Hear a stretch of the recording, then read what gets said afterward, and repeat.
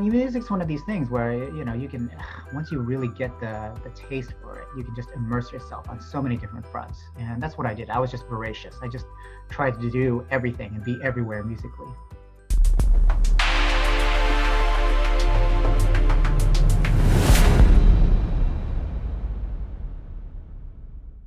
Hello, everybody. Welcome to Cookies and Coffee with Steven. Today, I am joined by a two-time Grammy-winning, award-winning composer of video game music, film music, concert music. He studied in the United States as well as abroad.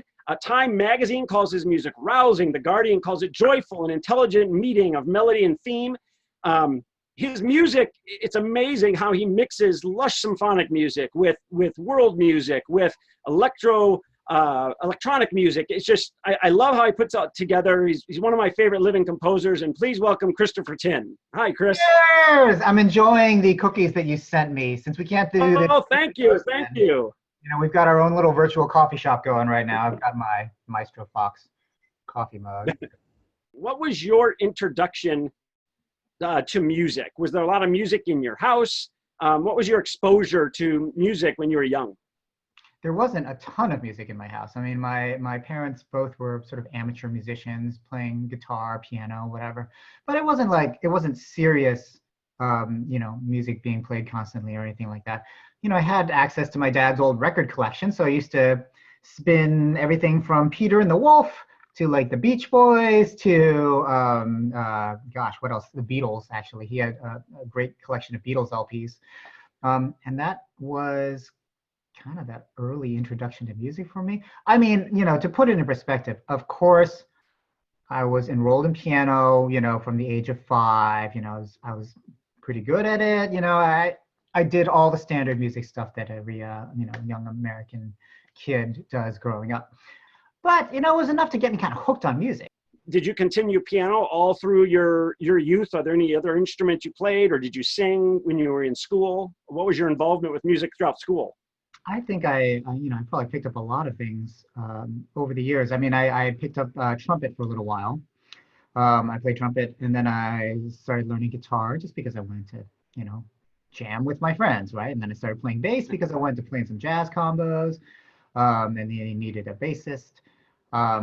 So, I mean, just kind of like picked up whatever I could kind of going along. I think, maybe my senior year in high school, I joined choir because I had some friends in choir, and they're saying, we need guys, we need tenors, can you please join the choir? You can meet lots of girls, Chris, was kind of the pitch, right? Started doing that, started, taking music theory, started composing in high school, started doing musical theater in high school, was very into that. Music's one of these things where, you can, once you really get the taste for it, you can just immerse yourself on so many different fronts. And that's what I did. I was just voracious. I just tried to do everything and be everywhere musically. When did you realize that you wanted to make a career out of it? I got the first inkling of that desire when I was in high school. My senior year, I actually wrote a musical and staged it with my friends. And, it gave me a real taste for like how one puts together a large scale project, sees it through from just a kernel of an idea to a fully staged production. And that really gave me a taste for the creative part of it. I think I sort of hedged my bets for a few years after that. I didn't go to a music school, I went to Stanford. And I was a music major, but I was also an English major, and I was considering a degree in law for a while, going into law school after undergrad. But ultimately, I think, it's just sort of like, you just kind of want to do what you're best at and what you love the most. If those two things, overlap, the thing that you're best at and the thing that you love to do the most, you should probably do that, right? And say, never mind the doubters, never mind, the harsh realities of trying to become a professional musician. You should just go for it, right? And so for me, what sealed the deal was when I applied to a bunch of grad programs, and I got accepted to the Royal College of Music. And then at that point I said, okay, I'm doing this. We're doing it. Here we go. Turning back now, right? What was your focus when you went there? So I was there for the Masters in Music in Composition for Screen. So specifically a course a composition course, geared towards film scoring, basically. If you want to be a film composer, you're probably best off going to a place like USC, right? Where honestly, you will meet so many people. I mean, you went there, right? Am I correct in that? Yeah. I did the graduate program Right. there, yeah. And the connections you get are immense, right? And as we both know, the business is all about connections. So I actually didn't even apply to USC because while I was interested in film scoring, it wasn't because I necessarily wanted to be a film composer. It's because I wanted to be an orchestral composer of a certain type of music that is non-academic, non-modern, basically romantic, right? And 20 years ago, the place where one wrote such orchestral pieces was in film scores, right? Right.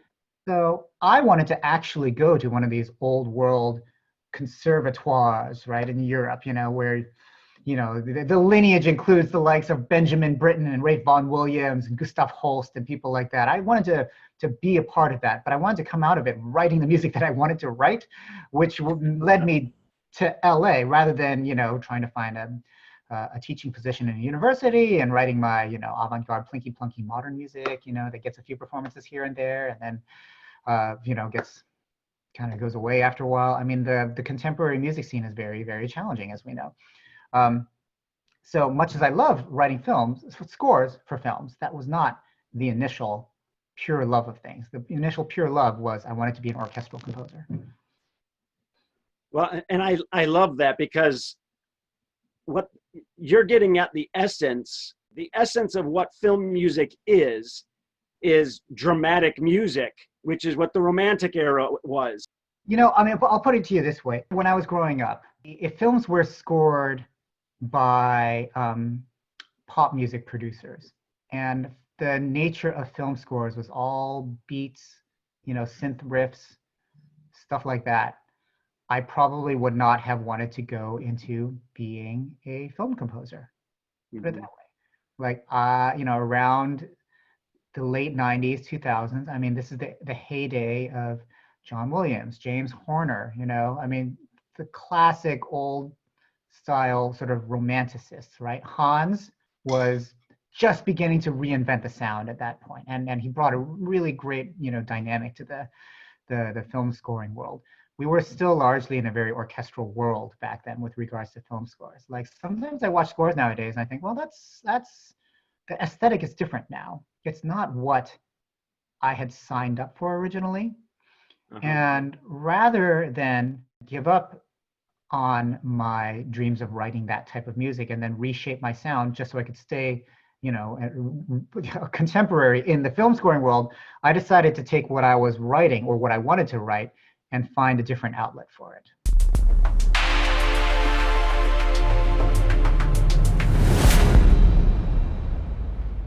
Thank you for watching. For more great videos, subscribe to the Maestro Fox YouTube channel. To learn more about the Maestro, visit StevenAllenFox.com.